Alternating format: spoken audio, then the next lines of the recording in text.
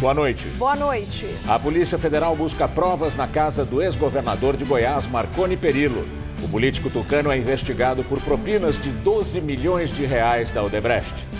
Desemprego cai para a menor taxa do ano, mas ainda atinge quase 13 milhões. E segundo o IBGE, quase 5 milhões de pessoas desistiram de procurar trabalho. 2 adolescentes entram atirando e soltando bomba numa escola do interior do Paraná. Eles alegaram que foi uma reação ao bullying que sofriam. Há 2 alunos feridos. Com 4 anos de atraso, o metrô de São Paulo inaugura estações da linha 5 Lilás. Elas ficam na região sul da cidade e agora todas as linhas do sistema estão interligadas.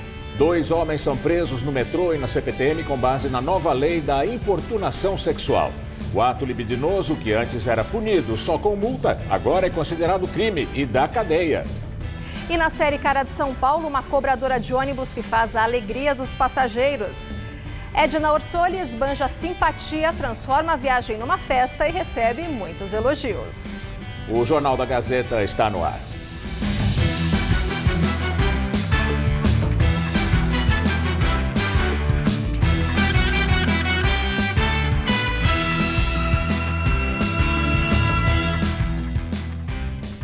O ex-governador de Goiás, Marconi Perillo, do PSDB, é alvo de operação da Polícia Federal.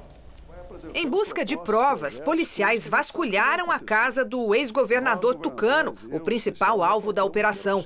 O Ministério Público afirma que Marconi Perillo recebeu 12 milhões de reais em propina da Odebrecht em 2010 e 2014, em troca de favorecer a empreiteira em contratos de obras em Goiás. O tucano governou o estado de 2011 até abril deste ano. E até agosto foi o coordenador da campanha à presidência do colega de partido Geraldo Alckmin. Entre os 5 presos estão Jaime Rincon, o coordenador da campanha à reeleição do atual governador de Goiás, também do PSDB, José Ellington. E o motorista dele, Márcio Moura, na casa de quem a polícia encontrou maços de dinheiro que somam quase 1 milhão de reais. Rincon, que já foi tesoureiro de campanhas de Perillo, é apontado como o braço direito dele no esquema. Executivos da Odebrecht contaram que Rincon era quem mandava buscar o dinheiro da propina em São Paulo, entregue em malas e mochilas. Marconi Perillo foi o único dos investigados que não foi preso hoje. A Polícia Federal disse que ele escapou em razão de um obstáculo jurídico. Perillo está disputando uma vaga ao Senado e a lei eleitoral proíbe que candidatos sejam presos perto da eleição, de 15 dias antes da votação até 2 dias depois, a não ser em flagrante. Marconi Perillo lidera a intenção de votos para o Senado. A defesa chamou a operação de busca na casa dele de eleitoreira e alega que não há indícios contra o ex-governador de Goiás. Os demais citados também negam irregularidades. No começo deste mês, o tucano se tornou réu na Justiça Federal de Goiás por corrupção passiva. Ele é acusado de receber vantagens para viabilizar contratos com a construtora Delta. O ex-governador também contesta essa denúncia. Um jovem de 15 anos atirou contra 2 colegas dentro de uma escola no Paraná hoje de manhã. Um deles, atingido na região lombar, segue em estado grave e será transferido para Curitiba. Segundo a polícia, um outro rapaz com a mesma idade teria dado cobertura ao atirador. Vídeos gravados por alunos da Escola Estadual João Manuel Mondrone, em Medianeira, mostram o momento em que foram surpreendidos com barulhos de tiros. Eles chegam a se questionar sobre o que ouvem. Isso é tiro? Nesta outra imagem, constatado o atentado, jovens aparecem no chão de uma sala de aula e a professora afirma que um menino foi atingido pelo atirador. Ela orienta os alunos para a saída do colégio. Na correria em direção à rua, barulhos de explosão. Meu Deus! Em meio ao tumulto, a polícia chega ao local. Segundo as autoridades, um dos feridos, um rapaz de 18 anos, recebeu curativo na perna e está em casa. Os 2 menores foram levados à delegacia, onde relataram que sofriam bullying. Os policiais apreenderam com eles um revólver calibre 22, munição, bombinhas de pólvora e uma faca. Na casa do atirador foram encontradas outras armas. A polícia ainda investiga uma carta que teria sido escrita pelo rapaz que efetuou os disparos com pedido de desculpas e também a responsabilidade dos pais sobre o armamento encontrado. Os 2 menores devem responder por dupla tentativa de homicídio. A Secretaria da Educação do Paraná informou que o Núcleo Regional Educacional está prestando apoio à comunidade escolar de Medianeira e que o colégio reforçará o trabalho que já desempenha na prevenção e enfrentamento à violência por meio de práticas pedagógicas e formação dos professores. 6 pessoas foram condenadas em processo da Operação Carne Fraca por crimes de corrupção passiva. Foi dada hoje a 3ª sentença relacionada à Operação Carne Fraca, que apura irregularidades no âmbito da Superintendência Federal de Agricultura no estado do Paraná, do Ministério da Agricultura, Pecuária e Abastecimento.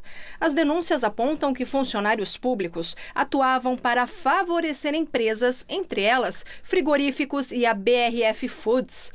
O chefe do Serviço de Inspeção de Produtos de Origem Animal do Ministério da Agricultura de Goiás, Diniz Lourenço da Silva, foi condenado a 6 anos e 6 meses de prisão em regime semiaberto. Francisco Carlos de Assis, a 3 anos e 4 meses em regime aberto, e Ronei Nogueira dos Santos, da BRF, terá que cumprir 6 meses em regime aberto.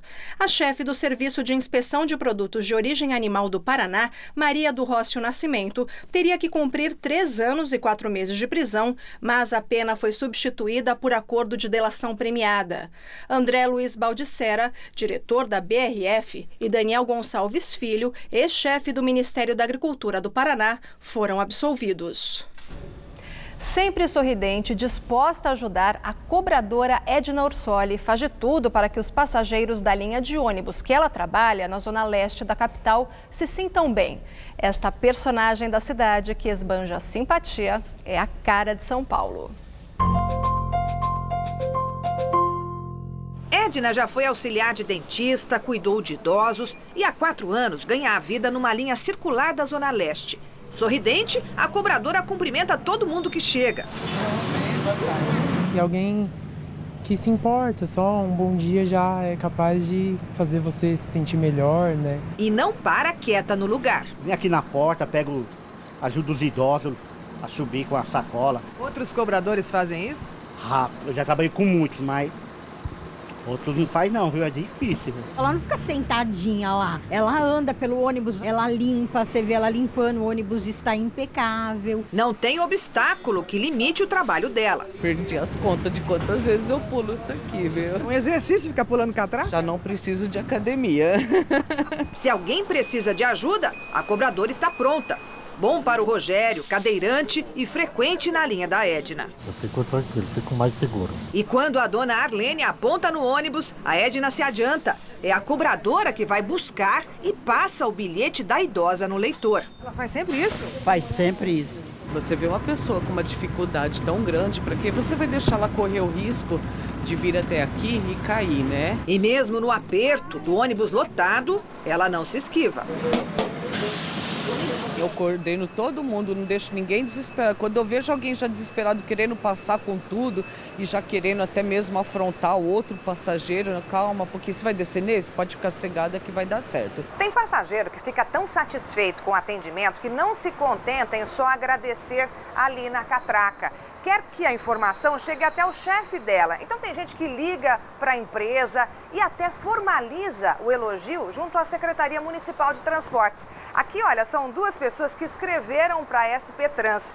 Uma delas disse que teve um mal-estar durante a viagem, que estava sozinha e que só foi socorrida porque a Edna estava de olho e percebeu que ela estava passando mal. A cobradora foi logo fazendo perguntas e tomando providências. Se ela precisava ser socorrida, que eu ia parar o ônibus, né? Ia pedir autorização para a garagem para socorrer ela até o pronto-socorro. Mesmo assim, Edna ainda ligou para um parente da passageira que foi buscá-la no terminal.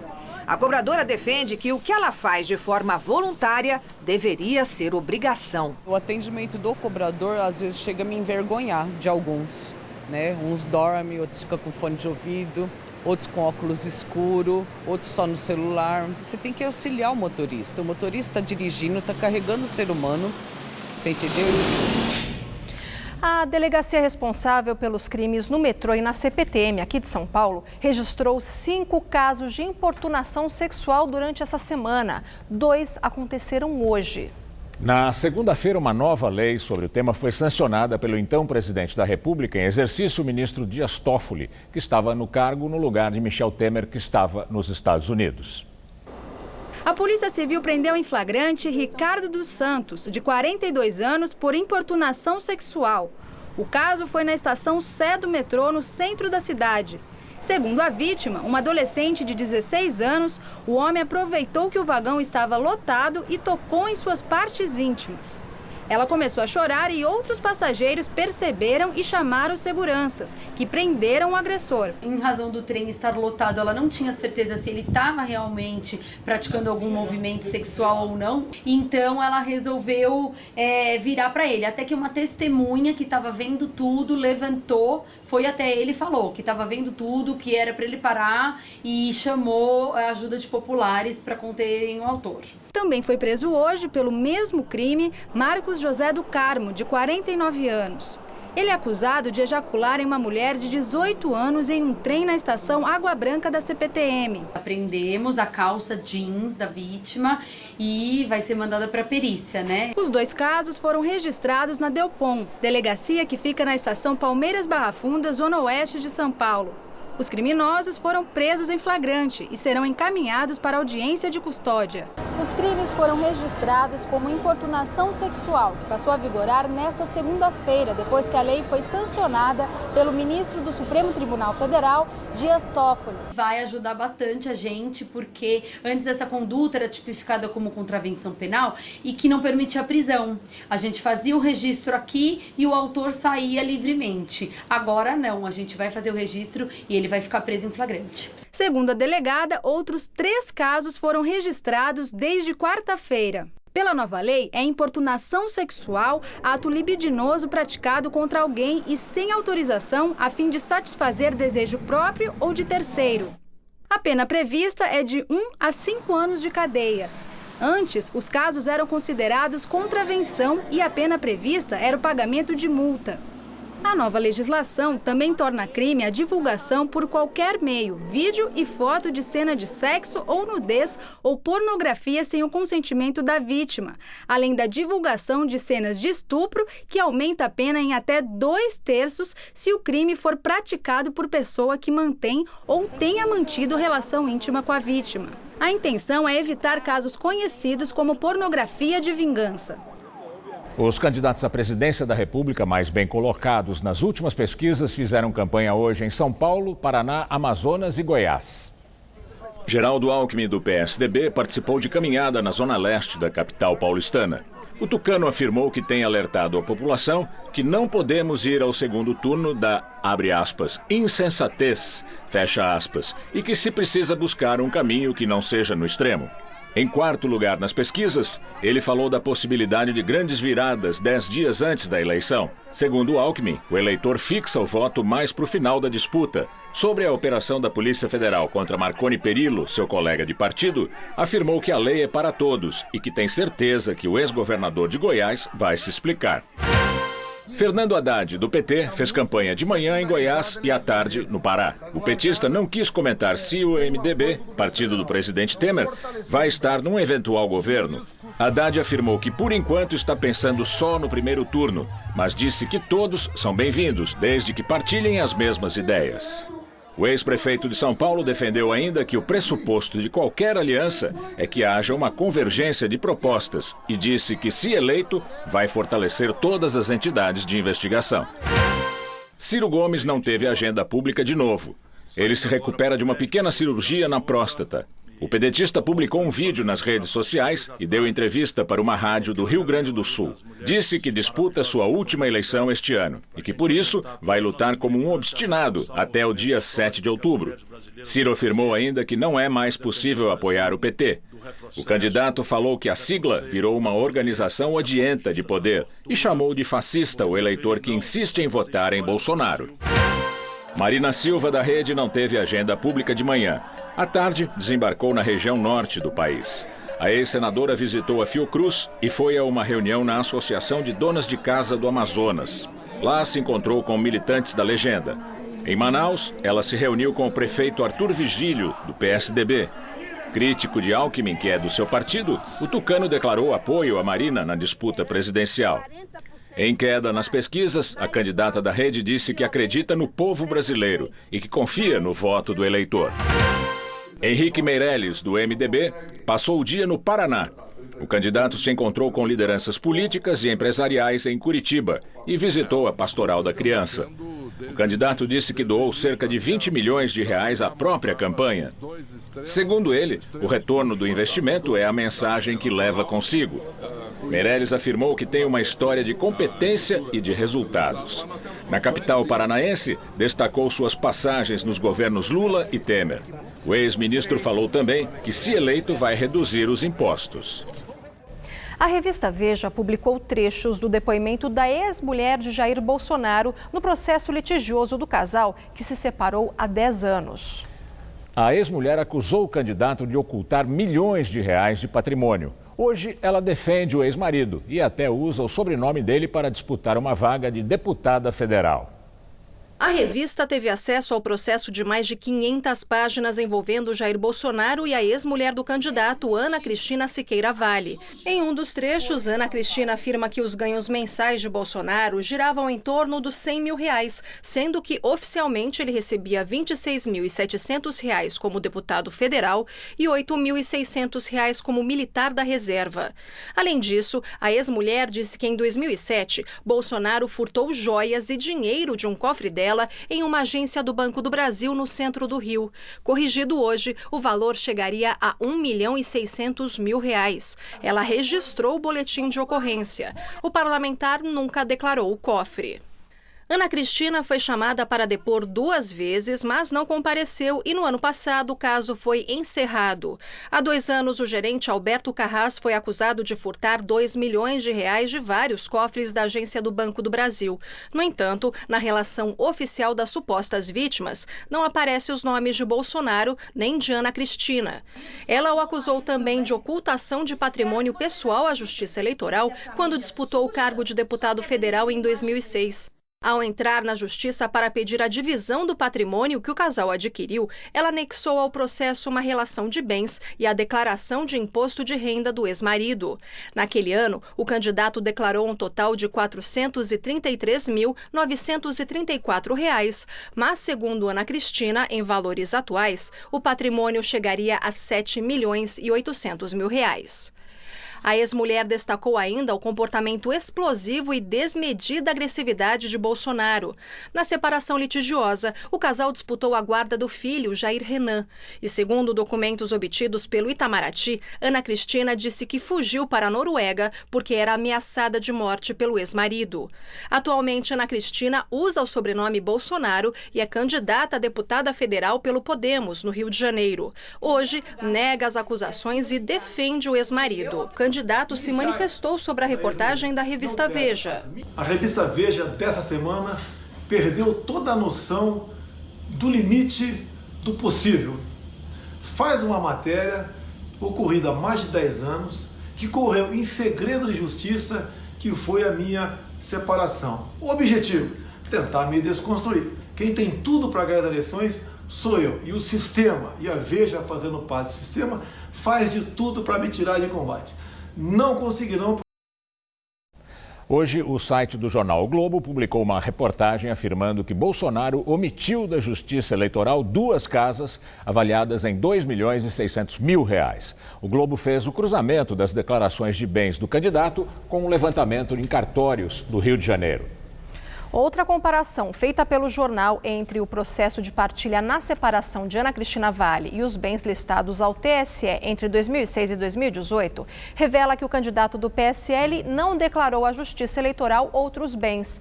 Entre eles estão uma casa, um apartamento e uma sala comercial no Rio, além de uma casa, uma sala e 5 lotes em Resende, no sul fluminense. Também não constam nessas declarações ao TSE 2 veículos. Procurados pelo Globo, assessores do candidato não responderam sobre a não declaração dos bens. Bolsonaro, como vimos, está internado no Hospital Albert Einstein, em São Paulo, onde se recupera de uma facada que levou durante campanha de rua em Minas Gerais. O boletim médico divulgado hoje diz que ele está tomando antibiótico após o crescimento de uma bactéria no sangue. Apesar do candidato apresentar febre, não há quadro infeccioso. Há previsão de alta para este fim de semana. Vamos ao comentário de Josias de Souza, direto de Brasília. Ele fala da reta final da eleição. Chegamos à reta final do primeiro turno da sucessão presidencial. Até aqui, as estrelas da disputa são Bolsonaro, chamado de mito por seus apologistas, e Lula, que se autodefiniu como uma ideia antes de ser preso. O mito e a ideia conduzem à mesma ilusão, a ilusão do salvador da pátria. O engano de percepção será desfeito assim que as urnas se pronunciarem em definitivo. Seja quem for o eleito, o Brasil amanhecerá no dia seguinte como um país por fazer. A tarefa pede pacificação. Na sucessão brasileira de 2018, as pesquisas eleitorais cumprem uma função que, em países menos atribulados, cabe às previsões meteorológicas. Ambas preparam as pessoas para fenômenos incontroláveis. A garota do tempo antevê no estrangeiro os tufões. As sondagens eleitorais antecipam no Brasil a tempestade resultante de uma disputa entre extremos. A diferença é que a agitação atmosférica brasileira é obra 100% produzida pela natureza humana. Políticos e analistas torram os miolos à procura de explicações para a polarização entre Bolsonaro, o mito, e Haddad, o porta-voz da ideia presa em Curitiba. Falta à maioria das análises um personagem central. O perigo da eleição nunca se chamou Bolsonaro, Mourão, Lula ou Haddad. Quem quiser entender o enredo de 2018 terá de chamar o protagonista da trama pelo nome certo: povo. Cutucado pelos políticos com o pé, o povo decidiu morder. O presidente eleito está condenado a ampliar os seus horizontes políticos, sob pena de impor ao país mais 4 anos de trovões e raios que os partam. Boa noite. Foi divulgada agora há pouco mais uma pesquisa Datafolha para a sucessão ao governo de São Paulo. João Dória, do PSDB, tem 25%. O candidato Paulo Scaff, do MDB, tem 22% e eles estão tecnicamente empatados. Márcio França, do PSB, aparece com 14%. Luiz Marinho, do PT, tem 5%. Mais detalhes dessa pesquisa Datafolha ainda nesta edição do Jornal da Gazeta. E vamos ver como foi o dia de campanha dos candidatos ao governo de São Paulo mais bem colocados nas pesquisas. João Dória visitou Itu e Campinas, no interior, e as cidades de Franco da Rocha e Francisco Morato, na região metropolitana. O tucano disse que, se for eleito, vai descentralizar a gestão e dar mais apoio aos municípios paulistas. Luiz Marinho, do PT, fez campanha em Itapeva e Sorocaba, no interior do estado. O petista afirmou que, se ganhar a disputa, vai fortalecer a coordenação regional do Sistema Único de Saúde, o SUS. O ex-prefeito de São Bernardo ainda prometeu melhorar as estradas rurais. Márcio França, do PSB, esteve em São Vicente, na Baixada Santista. Ele já comandou a cidade. Candidato à reeleição, ele participou de uma cerimônia do programa de alistamento para jovens. Em terceiro nas pesquisas, disse estar confiante em uma virada nas urnas. Paulo Scaff, do MDB, fez campanha na capital. O candidato visitou a feira Expo Cristã, a Anhembi, voltada para o público evangélico. No evento, ele defendeu a diversidade de religiões pelo país e em São Paulo. Daqui a pouco, Maria Lídia entrevista Antônio Donato, vereador do PT, sobre as eleições e as expectativas do partido. Posto de gasolina que deu origem ao nome da Operação Lava Jato deve mais de 8 milhões de reais à União em dívidas previdenciárias. A afirmação é do site UOL, que entrevistou o dono do posto no sul da capital federal, o doleiro Carlos Habib Chater, primeiro a ser preso na operação há 4 anos. Chater, que lavava o dinheiro do narcotráfico de políticos, passou 1 ano e 7 meses preso. Voltou a administrar o mesmo posto que já devia para a União. Ainda segundo ele, Chater, a dívida está sendo paga de forma parcelada por dificuldades econômicas. A Receita, a Polícia Federal e o Ministério Público Federal deflagraram hoje a Operação Fake Money, desmontando um esquema que simulava a quitação de tributos federais. 15 pessoas foram presas e a fraude contra os cofres públicos chega a 5 bilhões de reais. Os investigadores cumpriram 16 mandados de prisão preventiva e 33 de busca e apreensão em várias cidades, como Ribeirão Preto, Presidente Prudente e São José do Rio Preto. Participam da operação 74 auditores fiscais e 2 analistas tributários da Receita, além de equipe de apoio do Ministério Público e da Polícia Federal. Segundo a Receita, os fraudadores procuravam empresas com dívidas no fisco e ofereciam um abatimento de até 40% da dívida por meio de créditos fiscais. Eles recebiam dinheiro dos empresários e ficavam com os valores, sem saldar a dívida com o poder público. A Receita estima que ao menos 3.000 empresários tenham caído no golpe e terão que, mesmo assim, quitar o débito com as autoridades públicas, segundo os coordenadores da ação. Além do principal mentor do esquema, foram presos empresários, advogados, economistas, consultores e contabilistas que atuavam como intermediários e operadores da fraude. Um avião da companhia aérea Latam sofreu um acidente agora à tarde no aeroporto de Congonhas, na zona sul de São Paulo. A aeronave estava sendo rebocada para a área de embarque, onde seria conectada ao prédio do aeroporto. Mas a peça que prende o avião ao reboque quebrou durante a operação e o avião escorregou na pista até colidir com uma árvore. Segundo a Infraero, ninguém ficou ferido e o funcionamento do aeroporto não foi comprometido. Em nota, a Latam diz que a aeronave estava vazia e já foi removida do local para manutenção. Foram entregues hoje mais 3 estações da linha Lilás do metrô. Com 4 anos de atraso, a linha finalmente chegou à conexão com as linhas azul e verde. 850 mil pessoas devem ser beneficiadas diariamente com as obras. Dona Cida nem acredita que a estação Hospital São Paulo do metrô foi aberta hoje. Ela passou por um transplante de rim e faz acompanhamento médico de 3 em 3 meses no hospital, que fica ao lado da nova estação. Vem com a filha de São José do Rio Preto, no interior de São Paulo. Eu venho pela Barra Funda, né? E venho pelo metrô aqui na Santa Cruz, né? E aí eu desço para cá. E vem a pé depois de lá para cá? Vem para cá. Agora com o metrô aqui, a senhora acha que pode melhorar um pouco? Ah, pode sim, né? Com certeza. A estação vai facilitar também a vida de médicos e funcionários que trabalham na região, além dos moradores. Vai facilitar principalmente em relação aos nossos ambulatórios e às cirurgias, para que o paciente possa ter um transporte mais rápido e mais seguro. Eu vi que no Santa Cruz também estão abrindo umas portas, né, tipo, para fazer baldeação direto. E foi mesmo uma longa espera. A linha 5 Lilás começou a ser construída em 1998, portanto há 20 anos. E a previsão é que ela seria entregue em 2014. Mas as obras foram paralisadas várias vezes. Ela liga o Capão Redondo à Chácara Clabim, ambos na Zona Sul, e tem 20 quilômetros de extensão. Além da estação Hospital São Paulo, o governo do estado inaugurou hoje a estação Santa Cruz, que tem interligação com a linha 1 azul, e a Chácara Clabim, que se conecta com a linha 2 verde. Agora, todas as linhas do metrô de São Paulo estão interligadas. Este ano já foram inauguradas as estações Eucaliptos, Moema e a ACD Servidor. A linha 5 Lilás terá ao todo 17 estações. E para ficar completa, falta ser inaugurada ainda a estação Campo Belo, que de acordo com o governo do estado deve ser aberta em dezembro. Ela também vai fazer a interligação com a linha 17 Ouro do Monotrilho, obra que deveria ter ficado pronta em 2014 para a Copa do Mundo, mas que só será entregue agora em 2020, com 6 anos de atraso. É uma obra importante porque vai integrar toda a malha metroferroviária ao aeroporto de Congonhas. E lá, felizmente, o metrô conseguiu, com a Infraero, nós vamos ter a estação, um túnel que vai passar por baixo do túnel de carros. Então as pessoas poderão sair do lado do saguão de Congonhas. 850 mil pessoas devem ser transportadas diariamente na linha 5 Lilás, que foi concedida à iniciativa privada e vai ser operada pelo consórcio Via Mobilidade.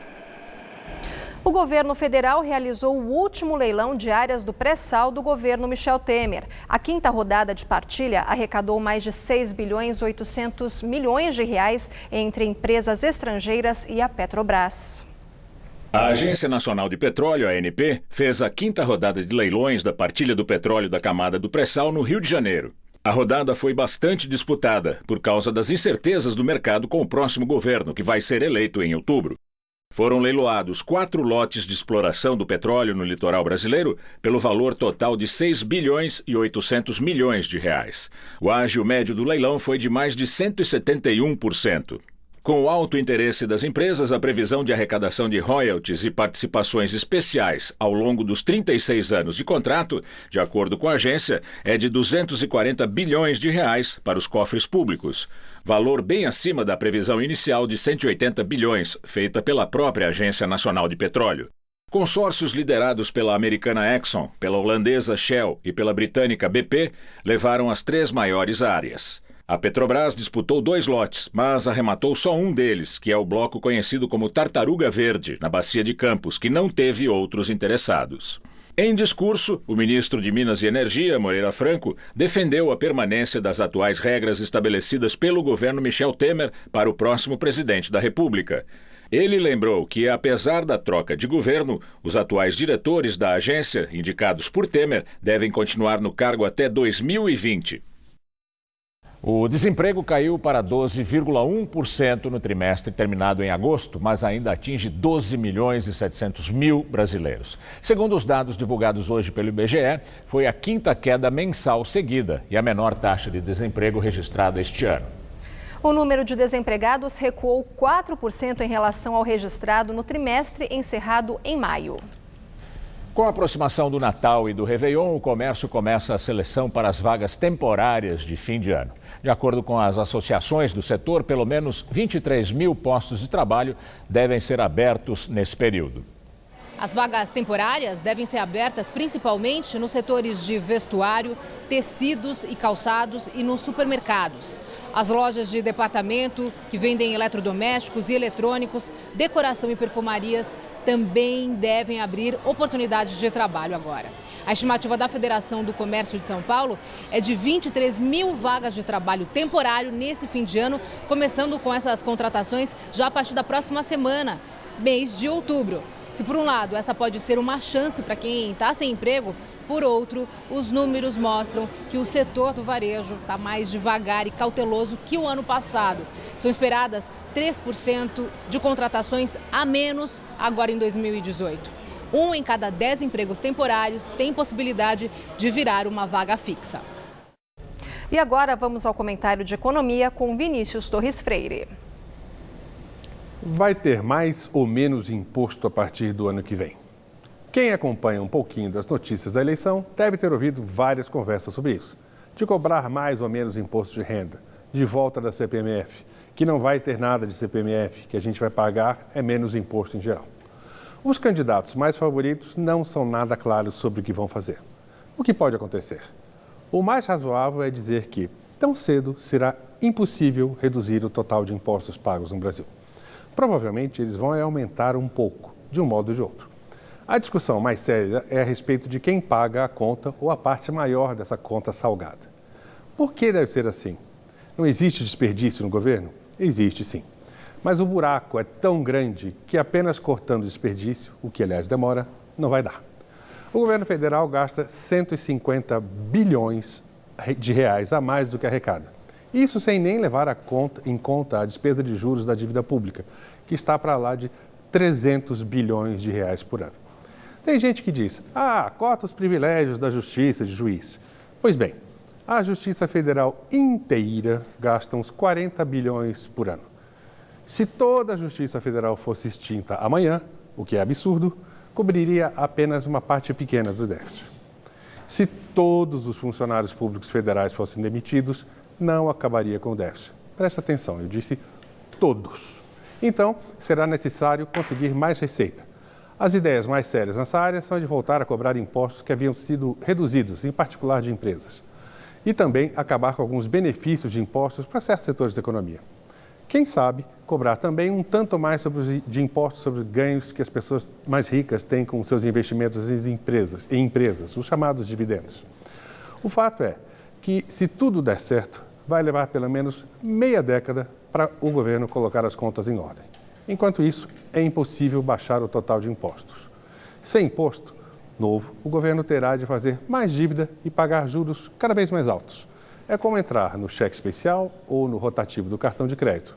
Se a gente não arruma renda extra, a gente não sai de lá nunca mais. Boa noite.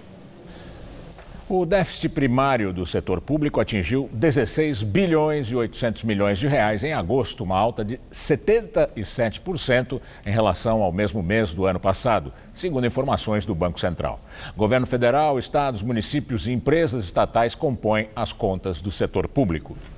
Apesar do crescimento em agosto, na parcial dos 8 primeiros meses deste ano, o setor público registrou um déficit primário de 34 bilhões e 700 milhões de reais. Com isso, houve queda de 43% no resultado negativo em relação no mesmo período de 2017. A Embraer foi condenada a pagar multa equivalente a 28 milhões de reais por ter pago propinas na República Dominicana. Esse valor é o dobro do que a empresa brasileira confessou ter pago a militares dominicanos para vender 8 aviões Super Tucano em 2009. Em 2016, a Embraer já pagou mais de 820 milhões de reais para encerrar uma investigação de corrupção conduzida por tribunais brasileiros e americanos.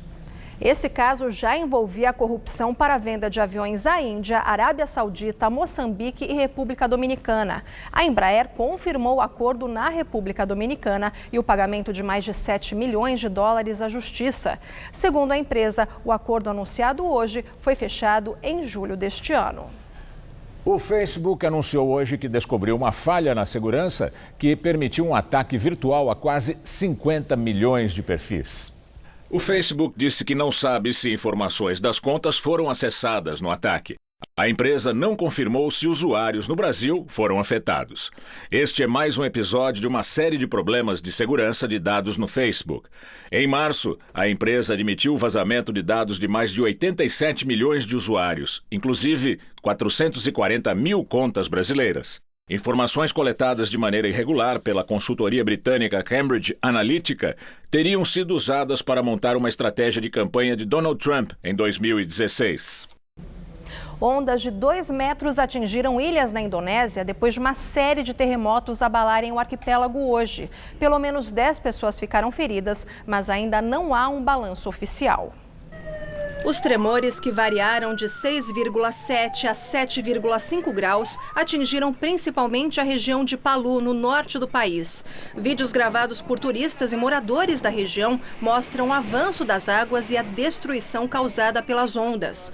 O aeroporto de Palu suspendeu as operações por 24 horas devido a danos.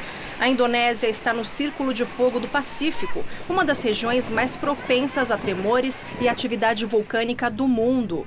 Cerca de 7 mil tremores atingem essa área por ano, em sua maioria de magnitude moderada. A Comissão do Senado americano aprovou a indicação do juiz conservador Brett Kavanaugh para a Suprema Corte, mas um pedido de investigação do FBI deve atrasar a posse.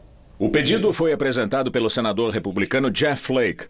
Segundo ele, é importante que as denúncias de assédio de 3 mulheres sejam investigadas e esclarecidas antes da votação no Senado. Ontem, Christine Blasey, uma das mulheres que acusam Kavanaugh de assédio numa festa nos anos 80, depôs diante da comissão, afirmando que era seu dever evitar que um abusador assumisse um cargo na mais importante corte americana. Ela relatou um episódio em que o juiz Brett Kavanaugh a agarrou para tirar a roupa dela à força numa festa nos anos 80. Kavanaugh negou as acusações e reafirmou que não conhece as acusadoras e que as suas acusações estão além da imaginação. E agora vamos ao comentário de política internacional com João Batista Natali. Qual é a importância desse dramalhão que é a escolha do novo ministro para a Suprema Corte americana? O presidente Donald Trump tenta emplacar Brett Kavanaugh, que é um juiz muito conservador. A Suprema Corte tem 9 ministros. Há uma cadeira vaga e 4 ministros conservadores e 4 ministros liberais. Trump quer que a lei seja interpretada do ponto de vista dos conservadores. Se isso acontecer, sairão arranhados a legalização do aborto, o controle sobre o tipo de armas domésticas, o casamento gay e até o consumo recreativo de maconha. Trump aposta no recuo dessas leis liberais e Kavanaugh é o homem para executar essa tarefa. Acontece que Kavanaugh foi acusado de abuso sexual por 3 mulheres que ele conheceu no tempo de estudante. Uma delas deu um testemunho comovente na Comissão de Justiça do Senado. A comissão aprovou hoje esse juiz indicado por Trump. Mas 2 senadores pediram que o assunto fosse ao plenário do Senado depois de uma investigação do FBI, a Polícia Federal Americana. Acontece que agora, em novembro, os Estados Unidos terão eleições legislativas parciais. O Senado substituirá 37 das 100 cadeiras, mas a Câmara dos Deputados, que será inteiramente renovada, poderá voltar ao controle do Partido Democrata. Isso criaria um clima favorável à oposição liberal e o plano de Trump estaria comprometido. O assunto é sério porque Brett Kavanaugh é acusado de crime sexual. Lembre-se do movimento Me Too, Eu Também, que no ano passado abalou Hollywood e comprometeu produtores que abusaram sexualmente de atrizes. Ainda na última terça-feira, o ator Bill Cosby, apesar de seus 81 anos, foi condenado à prisão por ter cometido abuso sexual. O clima é ruim para Kavanaugh. Se o FBI descobrir que ele tem culpa em cartório, isso vai desmoronar uma das construções cuidadosamente planejadas pelo conservadorismo americano. É assim que o mundo gira. Boa noite. Por aqui, a semana vai terminando com muita nebulosidade, chuva e temperatura amena aqui em São Paulo. E o que todo mundo quer saber é como fica o tempo no fim de semana. Será que volta a esquentar? Mariana Armentano traz os detalhes da previsão para o Brasil e todo o estado de São Paulo.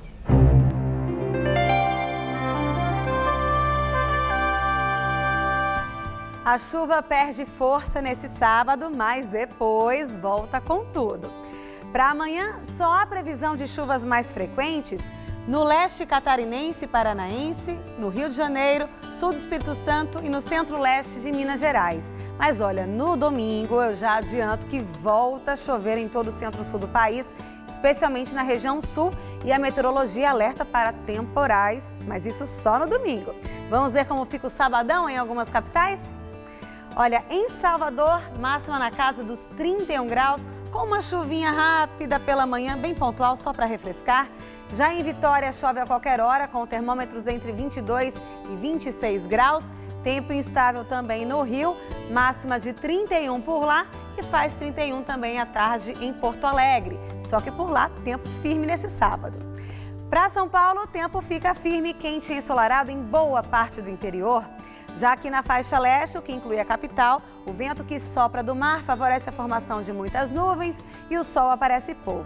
Chove fraco só no litoral e de forma pontual a partir da tarde no norte paulista. A máxima chega aos 33 graus em Votuporanga e em Presidente Prudente e aos 34 em Presidente Bernardes. Na faixa leste faz até 29 graus em Sorocaba, 30 graus em Campinas e 25 em Santos e em Caraguatatuba. Para a capital paulista, a tendência é de calor nos próximos dias. Nessa madrugada, teremos mínima prevista de 18 e máxima amanhã à tarde na casa dos 26 graus, com muitas nuvens, mas sem chuvas. Aí no domingo, a máxima vai aos 30 graus, mas aí já volta a chover entre a tarde e a noite e fica tudo muito parecido na segunda-feira. Máxima de 30 graus e tempo instável por aqui. Hoje, nomes das ruas são escolhidos pela Câmara Municipal de São Paulo, mas quando começou a urbanização da cidade, o batismo muitas vezes estava relacionado à origem dos moradores ou a homenagens a estados, um padrão que ajudava na localização. Quando se fala em andar na Argentina, Uruguai, Colômbia, Guatemala, México e Canadá, o que passa pela sua cabeça? Uma viagem bacana, legal. Até parece roteiro turístico, mas dá para fazer esse passeio de carro ou a pé em São Paulo mesmo. E ainda passar por Estados Unidos e por toda a Brasil. Claro que eu não estou falando dos países, mas de ruas e avenidas da capital paulista com esses nomes. Estas vias foram batizadas assim para confirmar e reforçar a identidade de um loteamento aberto há mais de 100 anos, o Jardim América. Seguir um padrão para nomear as ruas é algo que se fez em vários bairros de São Paulo. Em Moema, por exemplo, as vias têm nomes de pássaros e tribos indígenas. Em Higienópolis, os homenageados foram estados brasileiros.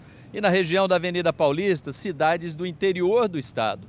Segundo urbanistas, não há uma regra para isso, mas é possível dizer que essas escolhas reforçam a identidade de um bairro e a relação dos moradores com ele. O O professor e urbanista Hélio Dias explica que quando essa prática começou, as pessoas costumavam passear pelos bairros e os nomes padronizados das ruas as ajudavam a se localizar com mais facilidade. Lembrando-se que na época a circulação e a mobilidade não tinha essas distâncias de São Paulo de hoje. Portanto, eu podia me deslocar de carroça, a pé, de cavalo, e eu sabia até onde eu poderia ir dentro do meu próprio bairro. Isso era mais comum quando os responsáveis pelos loteamentos escolhiam os nomes das ruas, o que hoje não é mais possível. É feita politicamente por uma Câmara de Vereadores a partir de uma proposta. Normalmente esses nomes são pessoas, algumas autoridades, algumas pessoas ilustres. A pioneira em dar às ruas nomes que seguem uma lógica foi a Companhia City. A empresa inglesa chegou ao Brasil em 1912 e ajudou a moldar a urbanização de São Paulo. Responsável pela abertura de bairros como o Pacaembu, City Lapa e os Jardins Europa e América, os primeiros a seguir o conceito de bairro-jardim, com terrenos grandes, ruas com traçados que acompanham a geografia da região e muitas praças e áreas verdes. Características que se esperava serem replicadas em toda a cidade, mas que foram abandonadas e hoje são vistas apenas em alguns condomínios fechados. E se tivesse continuado esse princípio que ela implantou na cidade para o restante, nós teríamos uma São Paulo hoje de outra categoria, de outro patamar, com qualidade de vida para todos e condições de vida bem melhores do que essa metrópole caótica de São Paulo. Daqui a pouquinho, Maria Lídia entrevista o vereador Antônio Donato, do PT. Eles vão falar da aproximação das eleições. Até já.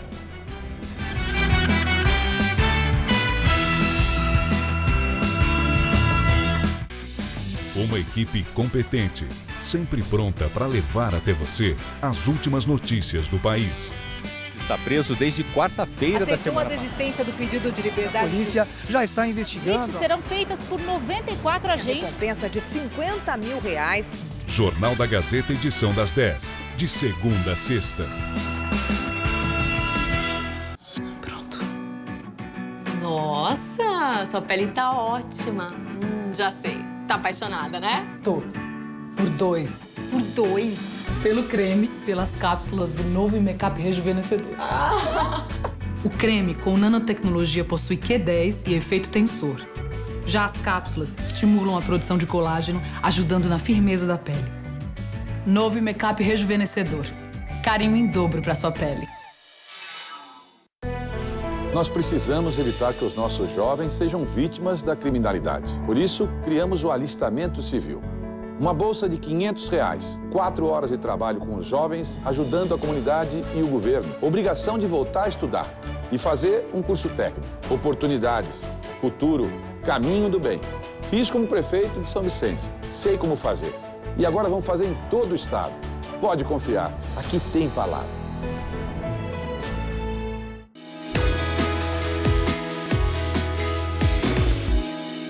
Nós já provamos que é possível. Nossas propostas vão fazer a roda da economia girar de novo. Haddad é meu emprego de novo. Investir pesado na geração de empregos e retomar as obras paradas. Para fazer a economia girar. Haddad é salário mínimo forte. É o aumento real do salário e do poder de compra para fazer a economia girar. Vote 13. Vamos trazer o Brasil de Lula de volta. Vamos fazer a economia girar de novo. Haddad é Lula, é 3 é o povo. É o Brasil feliz de novo. Tá a fim de escrever a sua própria história? Que tal dirigir a sua própria vida? Então corre pra cá, que a sua hora chegou. Bem-vindo ao Universo Casper, um lugar certo para você pensar, criar e questionar. Na Casper, razão e emoção se unem para fazer diferente, fazer melhor. E você, aceita o desafio? Tem muita coisa nova te esperando por aqui. Faculdade Casper Líbero, Vestibular 2019. Paixão por comunicação. Eu sou Almeida, ex-prefeito de Guarulhos, deputado federal 1234. Melhor para Guarulhos, melhor para São Paulo. A educação mudou minha vida. Tô aqui para que todos tenham a mesma oportunidade. Tabata Amaral, 1200. Sou Júnior Orozco, deputado federal 1212. Candidato pela primeira vez, vou ajudar o terceiro setor e trabalhar pela geração de emprego e renda em São Paulo. A Zona Leste e o ABC precisam de mais representantes. Peço seu apoio e o seu voto. Júnior Orozco, deputado federal, vote 1212. As eleições se aproximam e muita gente ainda questiona a segurança das urnas eletrônicas. Você quer saber como o TSE garante essa proteção? Fica comigo para descobrir.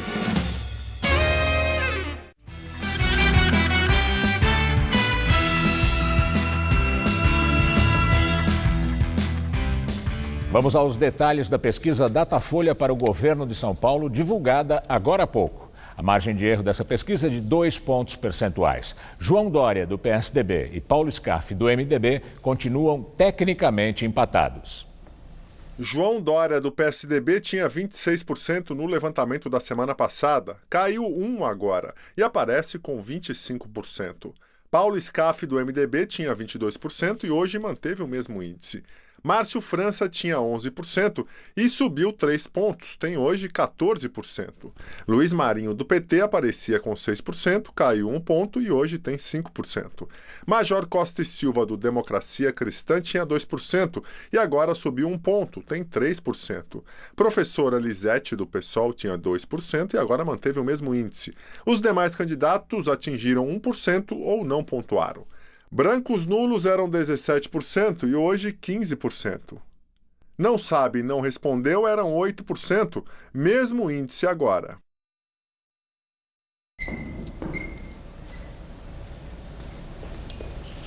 E o Datafolha também analisou alguns cenários de segundo turno. Em uma disputa entre Scaff e Dória, Paulo Scaff, do MDB, aparece com 41% e 36% para João Dória, do PSDB.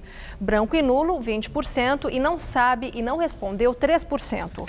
Num cenário com Dória e Márcio França, o tucano aparece com 41% e Márcio França, do PSB, com 34%. Branco e nulo, 20% e não sabe e não respondeu, 4%.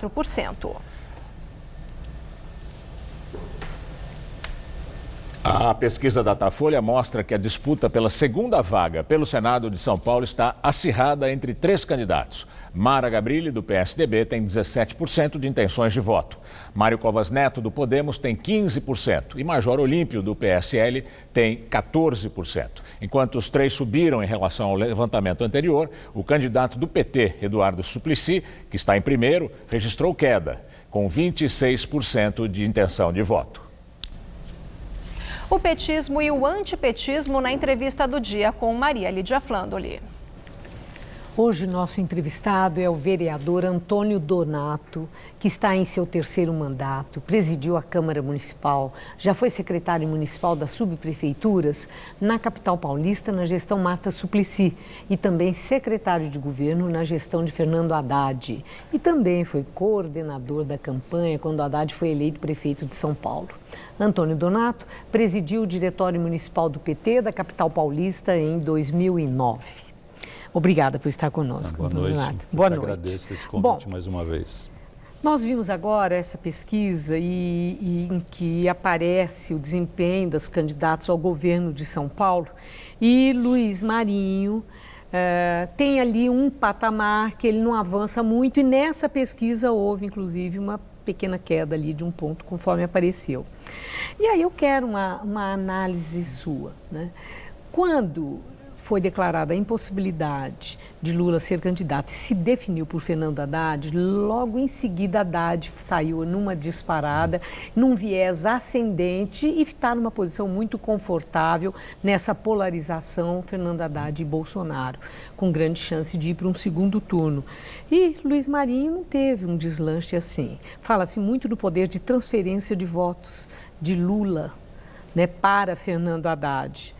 E por que Lula não exerce o mesmo poder de transferência de votos para Luiz Marinho, o velho companheiro histórico no PT, bem diferente de Fernando Haddad, que chegou depois? Acho que são 2 eleições com dinâmicas muito diferentes. A eleição nacional, como você disse, está polarizada e é a conversa de praticamente todos os brasileiros. Aonde você vai se discute a eleição nacional. A eleição estadual está submersa, está no centro do debate do eleitor. E um candidato que ainda não é muito conhecido, como Luiz Marinho, tem essa dificuldade, mas a gente acredita muito nessa reta final, num alinhamento do voto. Luiz Marinho não é conhecido? Não, Luiz Marinho, em São Paulo, não, ele foi estado. Prefeito de São Bernardo, ele foi ministro do Trabalho do presidente Lula. Eu sei, mas para você ser conhecido, você precisa ter disputado uma eleição majoritária. Coisa que o Dória fez, o Scaff já fez 3 vezes. E o Luiz Marinho vai se tornar conhecido nessa reta final, porque é quando o eleitor decide o voto. Ele tem tempo para isso? Tem tempo. Eu vou explicar pelo seguinte, o Fernando Haddad, segundo a pesquisa de hoje, do Datapoder, ele tem por volta de 20% no estado.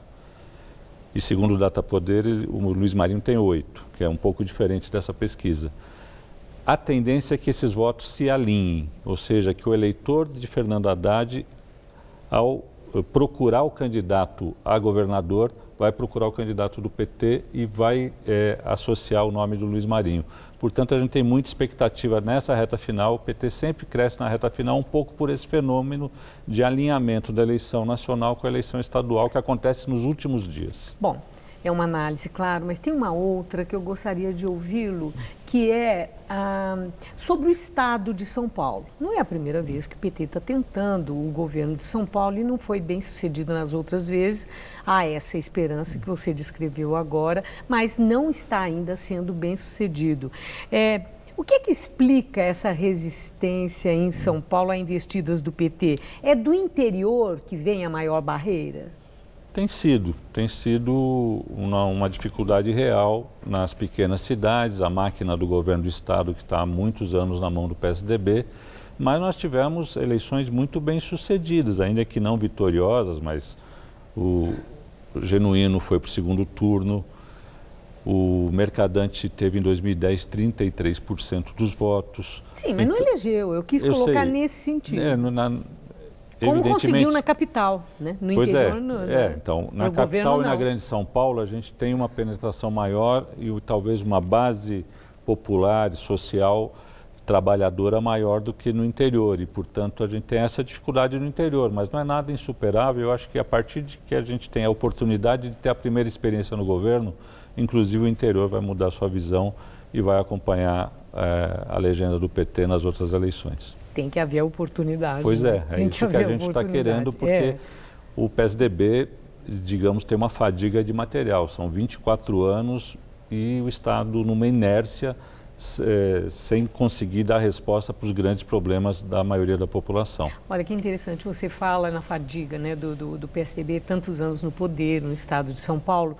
Agora tem uma coisa muito curiosa que também acontece com o PT. O PT viveu momentos muito duros.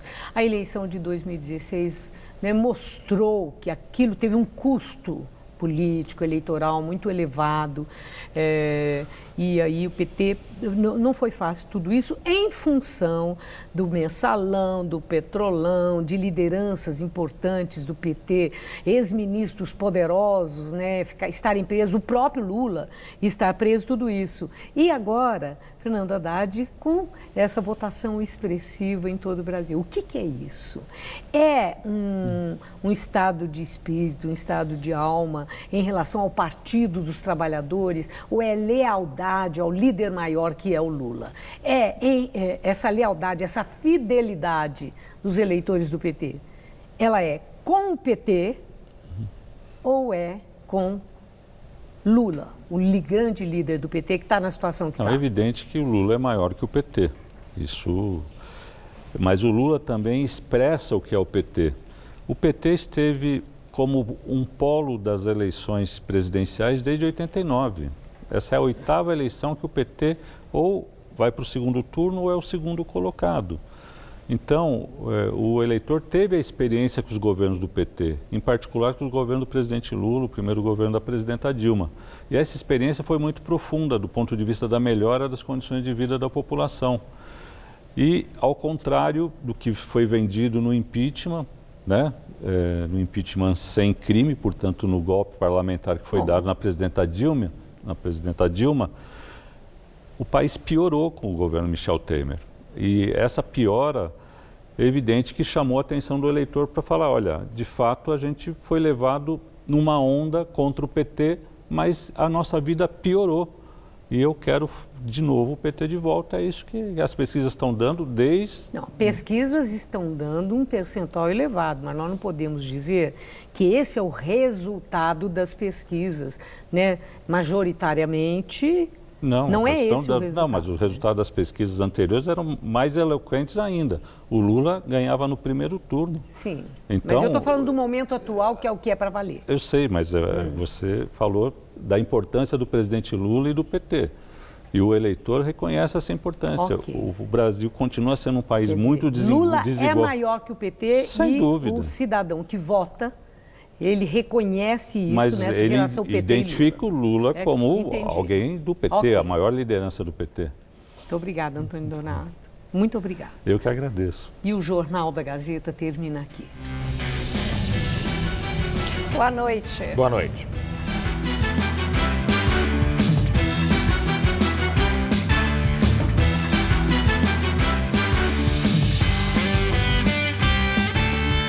Neste domingo, 11 da noite, confira em Hora do Voto uma entrevista com a candidata à vice-presidência da República na chapa de Geraldo Alckmin do PSDB, Ana Amélia Lemos.